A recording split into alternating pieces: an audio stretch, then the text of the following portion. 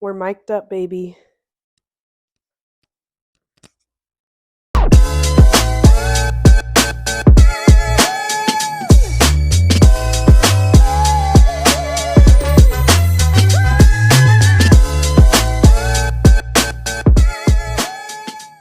Do you feel like you're on a talk show?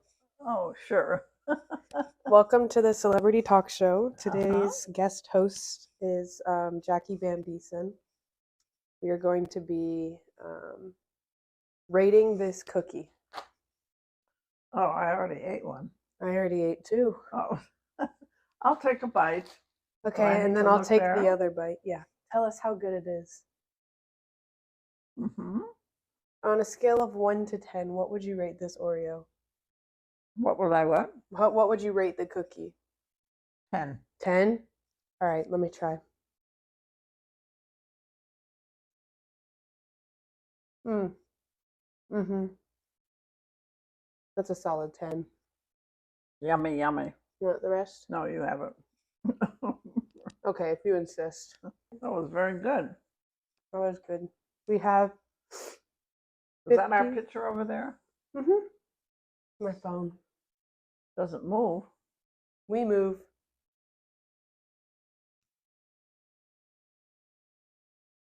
I don't see anything. Do a little circle. We made a heart. Okay. I'm The state's best. What? not sure. We should read it and find Oh, out. it's a magazine. Special advertising feature. Nice.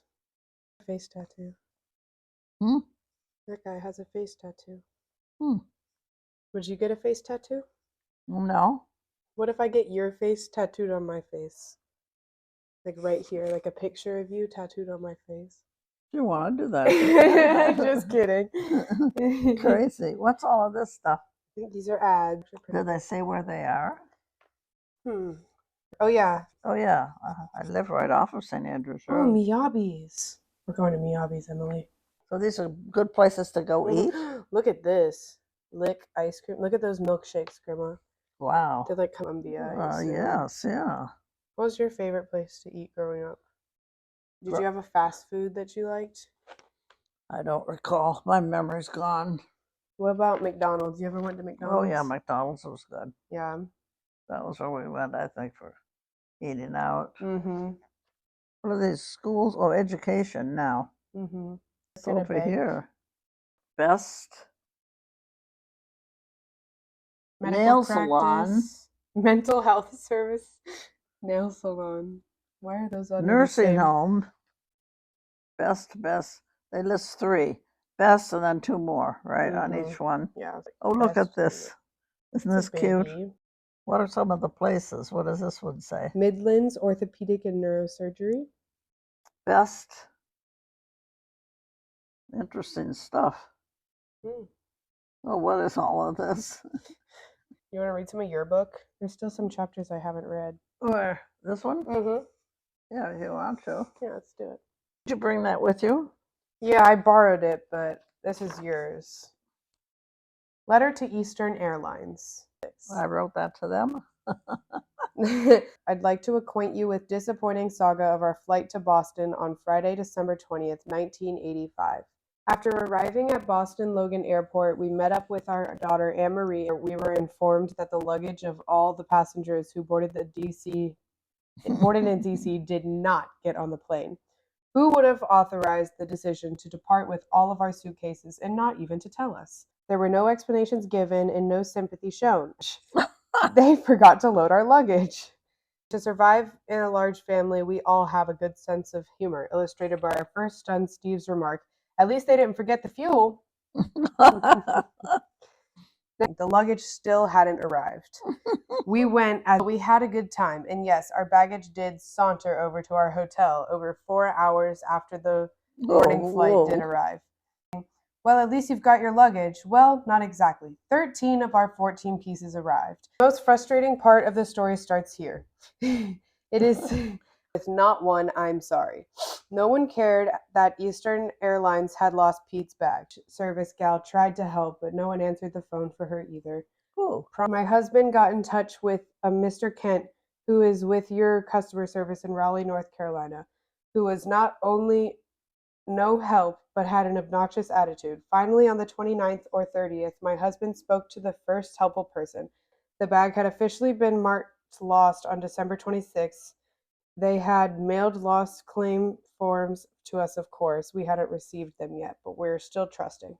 Mhm. My husband has his own business and wonders if you have any idea how yours is being handled. I'm including a few constructive suggestions on the last page. Oh, nice. The last time I flew to Boston on Eastern Airlines was 12 years ago by myself with only a suitcase. You lost it then too. But the next day you found it in Canada. I did get it back. Please let me hear from you sincerely, Jacqueline M. Van Beesen. What airline is this that's This losing them? it was like Eastern, I think. Yeah, probably. An amazing finale. During the late fall of 1986, almost a full year since Pete's canvas bag had disappeared, and Eastern Airlines had paid our insurance claim, we got a call from a woman in New Hampshire who was looking for Pete. Airlines delivered 3 bags to her. One was Pete's. His East Carolina University address was in the bag. He offered to mail it, and we said yes. What a surprise when we got this small box. Inside a box, all folded up with almost nothing in it except his old toothbrush, old razor, an old magazine, and a sweatshirt with holes in it. Even the bag was no good, stained, and had something spilled in it. If she had only described it, we would have told her to throw it away. Isn't That that was a good something? one. That was a good So one. somebody got the bag and used Yeah, it somebody and got it. Yeah, took everything out that they needed. must have. We have 30 minutes till dinner. Meeting them downstairs. We're meeting Francis downstairs, yeah. Serious. All 6 of my children have been involved in separate accidents, 5 caused by the other vehicle and 1 in which our son was a passenger. This is a scary thing for a parent to have to experience. Excuse me. you. It's my soda. What have you got going down the back here? My braid. Oh, yeah. Cute. Does it look good? I took a nap in it earlier. Mhm. When my son Steve was Was a what? When my son Steve was a college senior, he and his then girlfriend Wendy had just picked up our married daughter, Anne Marie, in Columbia, and the 3 were en route to Myrtle Beach to join the family for Easter. While passing through Sumter on Highway 378, a speeding car crossed the median and hit them head on. Anne Marie was put in intensive care. Both her lungs had collapsed, her arm was broken, and because of the impact to her rib cage, they were monitoring her for possible ruptured heart vessels. She had spent a week in the hospital, but a year picking small pieces of glass from her face. Whoa. Steve split his chin open and strained all the muscles in his arms and legs, stomping on the brakes and bracing for the impact. The steering wheel was folded in half around the steering column. He could barely move for 2 days. Wendy broke vertebrae in her back and was also hospitalized for several days. Whatever. He was wearing black. George was in the police called to the house trying to get in touch with us, and one of Pete's friends answered our home phone saying Mr. and Mrs. Van Beesen were hunting llamas in the Himalayas and laughed and hung up. When the police called a second time, this time from the hospital, Pete said he would come right over and pick up his brother. The police could tell he had been sharing a few beers with his friend and warned that he could be arrested for drunk driving. Heeding the warning, Pete called a cab. When he tried to check his brother out of the hospital, they said they would not release him without an adult. Pete said, "Just a minute, I'll go get my uncle," and asked the cab driver to play the role. That was how he got home and safely tucked in before we arrived at the house. Needless to say, we had a visit from the police the next day, and that is when the whole story came out. We teased about Uncle Abu for years. That they did.